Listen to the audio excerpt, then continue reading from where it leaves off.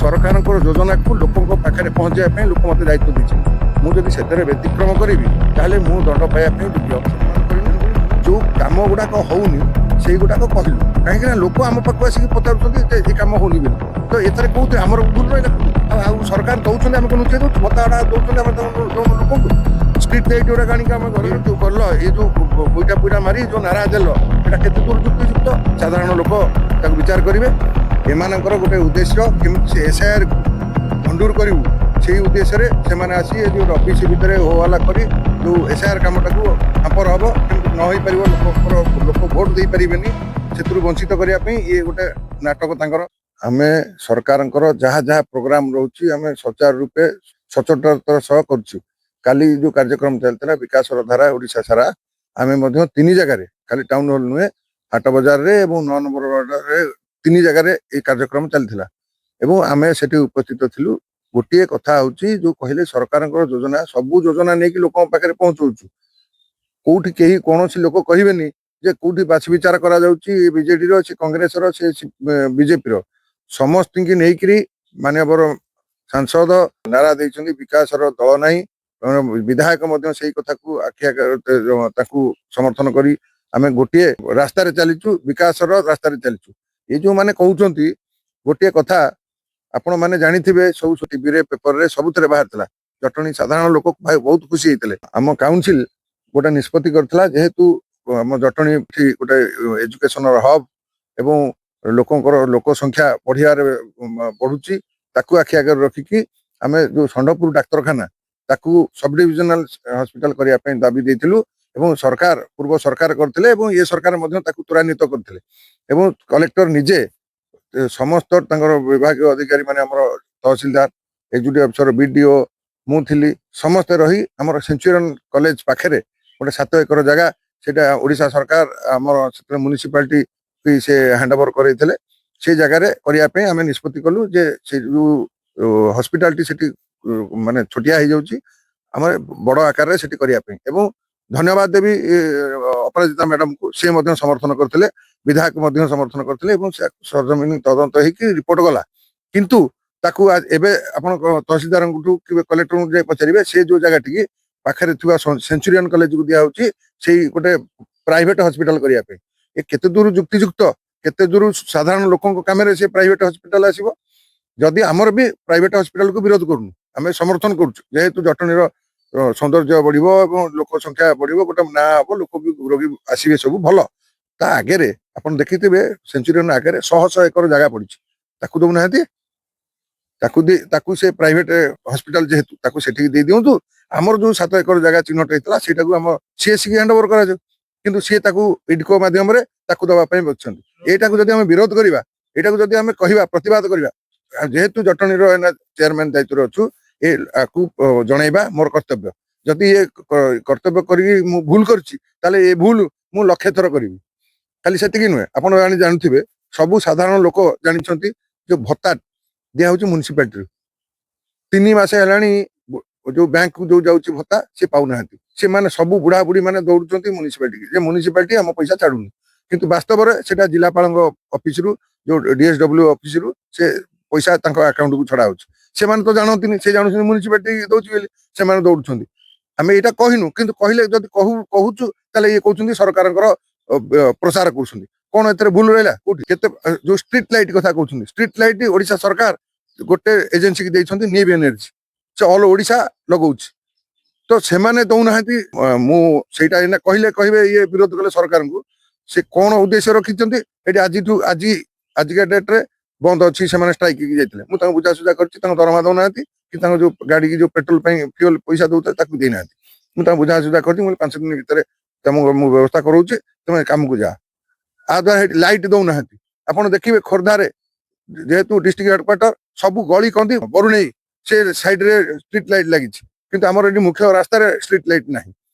ଯଦି ଏଇଟାକୁ କହିଲୁ, କଣ ନା ସରକାରଙ୍କ ବିରୁଦ୍ଧରେ କହିଲୁ। ସେମାନେ ଯୋଉ ପ୍ରତିବାଦ କଲେ ଆସିକି, ସରକାରଙ୍କର ଯୋଜନାକୁ ଆମେ ନେଇକି ଲୋକଙ୍କ ପାଖରେ ପହଞ୍ଚିଛୁ ନା ନାହିଁ, ଯାହା ଯେତେବେଳେ ହେଇଛି, ସେଇ ଅପରାଜିତା ମ୍ୟାଡାମ ହୁଅନ୍ତୁ, MLA ହୁଅନ୍ତୁ, ସମସ୍ତେ ଆସିକି ଆମର ଏଠି ଗୋଟେ YGI ଚାଲିଛି, ୟୁନାଇଟେଡ ନେସନ ତରଫରୁ ସାରା ଭାରତ ବର୍ଷର। ଓଡ଼ିଶାରେ 114 ମ୍ୟୁନିସିପାଲିଟି NSC, ତା ଭିତରୁ ଜଟଣୀ କି ସିଲେକ୍ସନ ହେଲେ ଆମର YGI ରେ ଗୋଟେ କାର୍ଯ୍ୟକ୍ରମ ହଉଛି ଆମେ ମ୍ୟାଡାମକୁ ଡାକିଲୁ ସେଥିରେ ତ ବାଛି ବିଚାର କରିନୁ କୋଉଥିରେ ଇଏ କରିନୁ କୋଉଠି ତାଙ୍କୁ ତ ବେସମ୍ମାନ କରିନୁ ଯୋଉ କାମ ଗୁଡାକ ହଉନି ସେଇଗୁଡାକ କହିଲୁ କାହିଁକି ନା ଲୋକ ଆମ ପାଖକୁ ଆସିକି ପଚାରୁଛନ୍ତି ଯେ ଏ କାମ ହଉନି ବୋଲି ତ ଏଥିରେ କୋଉଠି ଆମର ଭୁଲ ରହିଲା କୋଉଠି ସରକାରଙ୍କର ଆପଣଙ୍କ ହାତରେ ସରକାର ଆପଣ ମାନେ କରୁନାହାନ୍ତି ଯେ ସେଇଟା କହିକି ଆମେ ଯୋଉଟା କହିଲୁ ଆପଣ କାହିଁକି ତାକୁ ସବୁବେଳେ ନେଗେଟିଭରେ ନେଉଛନ୍ତି ଆପଣ ପଜିଟିଭରେ ଯାଇକି ସେଇଟା କହିକି କରୁନାହାନ୍ତି ଲୋକ ଜାଣିବେ ନାଇଁ ଏଇ ଲୋକ ଏଇ କାର୍ଯ୍ୟକ୍ରମ ଏଇ ସବୁ ହଉଛି ଲୋକ ପାଉଛନ୍ତି ଲୋକ ତ ଦୌଡୁଛନ୍ତି ଏଠି ଆପଣ ଜାଣିଲେ ଅବିଶ୍ୱାସ କରିବେ ଆଶ୍ଚର୍ଯ୍ୟ ହେବେ ସବ୍ କଲେକ୍ଟରଙ୍କ ପାଖରେ 2 ବର୍ଷ ଭିତରେ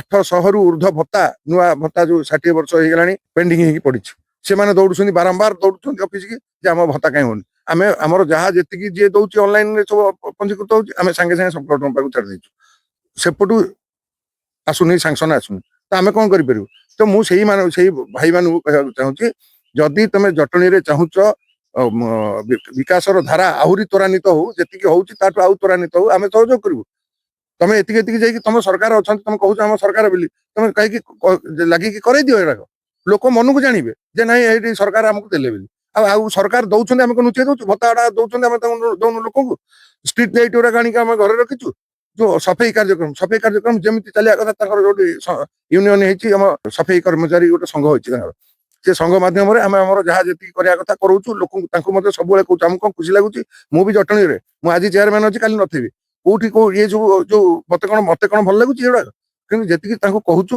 ସେ ଯେତିକି କରିବା କଥା କରୁଛନ୍ତି ତଥାପି ଆମେ ତାଙ୍କୁ ଆହୁରି ଡାକିକିରି ସେ ଯୋଉ ସଂଘ ସାଙ୍ଗେ କଥାବାର୍ତ୍ତା କରିକି ଯେମିତି ଆହୁରି ତ୍ୱରାନ୍ୱିତ ହବ କାମ ସେ ବାବଦରେ କରିବୁ କୋଉ କାମରେ ଆମେ ସରକାରଙ୍କୁ ବେଶ ଅସହଯୋଗ କରିନୁ କି କରିବାର ନାହିଁ ଏବଂ ମାନ୍ୟବର ବିଧାୟକ ଆମକୁ ନିର୍ଦ୍ଦେଶ ଦେଇଛନ୍ତି ଯେହେତୁ ସରକାର ତାଙ୍କର ଇଏ ଅନ୍ୟ ଦଳର ଆସିଲା ବା ବିଜେପି ଦଳର ଆସିଲା ତେଣୁ ଯିଏ ଆସନ୍ତୁ ଲୋକଙ୍କର ଯୋଉ ଜନହିତକାରୀ କାର୍ଯ୍ୟକ୍ରମ ଅଛି ଲୋକଙ୍କ ପାଖରେ ପହଞ୍ଚାନ୍ତୁ ଯଦି ଆମେ ନ ପହଞ୍ଚେଇବୁ ଆମେ ପୁଣି ଆଉ ଥରେ କାଲି ଯିବୁ ଇଲେକ୍ସନ ନା ଲୋକ କହିବେନି ତମେ ଆମକୁ ଦେଲନି କି ଇଏ କଲନି ବୋଲି ଆମେ ମଧ୍ୟ ସଫର ହବୁ ତେଣୁକରି ଆମେ କାହିଁ ସେ ଭୁଲ ନିଜ ଗୋଡକୁ ନିଜେ କୁରାଡି ମାରିବୁ ତେଣୁକରି ଆମେ ଆମର ଯାହା କର୍ତ୍ତବ୍ୟ କରିବା କଥା କରୁଛୁ ଯୋଉ ଅଭିଯୋଗ କରିଛୁ ଆପଣ ସେଇଟାକୁ ପଜିଟିଭରେ ନେଇକି ଚିନ୍ତା କରନ୍ତୁ ଯୋଉ କଥା ଗୁଡା କହିଲି ସେଇଟାକୁ ଯଦି ଲୋକଙ୍କର କରେଇଦେବେ ଲୋକ ସୋମଟ ଆପଣଙ୍କୁ ସମର୍ଥନ କରିବେ ଭଲ ପାଇବେ ଭୋଟ ଦେବେ ଯଦି ଆମେ ସେଥିରେ କିଛି ବ୍ୟତିକ୍ରମ କରୁଛୁ ମୁଁ ତ ଆପଣଙ୍କୁ ଆହ୍ୱାନ ଦଉଛି ଆପଣ ଆସନ୍ତୁ ମିଶିକିରି ମୁଁ ସବୁବେଳେ ତାଙ୍କୁ କହିଛି ସାଂସଦ ପ୍ରତିନିଧି କି ସମସ୍ତେ କହିଛି ଆସନ୍ତୁ ଯୋଉ ଡେଭଲପମେଣ୍ଟ କାମରେ ସମସ୍ତେ ବସିକି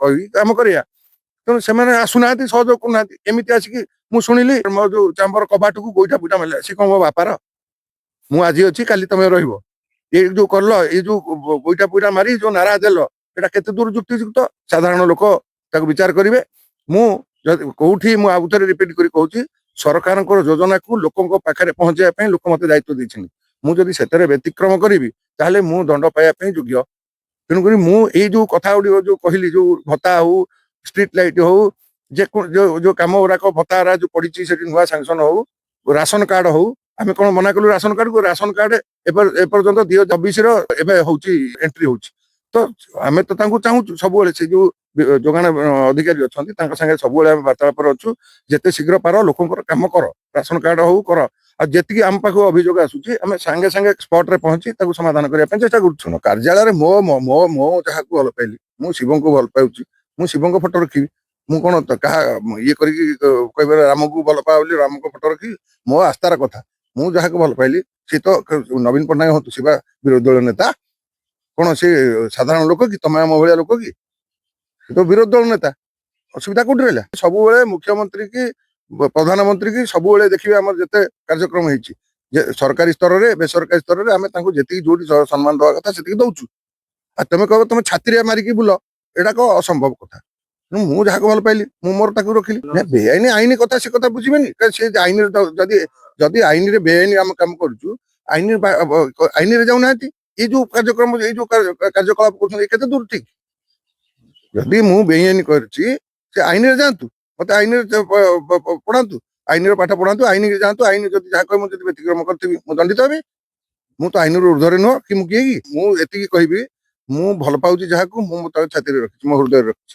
ତାକୁ ସେଠୁ କେହି କାଢି ପାରିବେନି ତେଣୁକରି ସିଏ ଯଦି କଣ କରିବାର ଅଛି ତାଙ୍କ ହାତରେ କରନ୍ତୁ ଆଇନ ଭିତରେ ରହିକି ବେଆଇନ କି ଗଲେ ସାଧାରଣ ଲୋକ ଅଛନ୍ତି ସେ କଥା ବିଚାର କରିବେ କେତେ ଦୂର କିଏ ଠିକ କିଏ ଭୁଲ ଆମେ ଲୋକଙ୍କର ମୁଁ ଆଉ ଥରେ କହୁଛି ମାନନୀୟ ସାଂସଦଙ୍କର ମାର୍ଗଦର୍ଶନରେ ମାନ୍ୟବର ବିଧାୟକଙ୍କର ନେତୃତ୍ୱରେ ଲୋକଙ୍କ ପାଖରେ ପହଞ୍ଚାଇବା ପାଇଁ ସମସ୍ତଙ୍କର ନିର୍ଦ୍ଦେଶ ଆମେ ତାଙ୍କୁ କରୁଛୁ। ଆଉ ଗୋଟିଏ କଥା ଆପଣ ଜାଣିଥିବେ, ସରକାରଙ୍କର ଏବଂ ନିର୍ବାଚନ କମିଶନରଙ୍କର ନିର୍ଦ୍ଦେଶ କ୍ରମେ ଯୋଉ SIR କାର୍ଯ୍ୟକ୍ରମ ଚାଲିଛି ତାକୁ ଆମେ ଯେତେବେଳେ ଫଲୋଅପ୍ କଲୁ ସେତେବେଳେ ଜାଣିବାକୁ ପାଇଲି ଯେ 54% ହେଇଛି।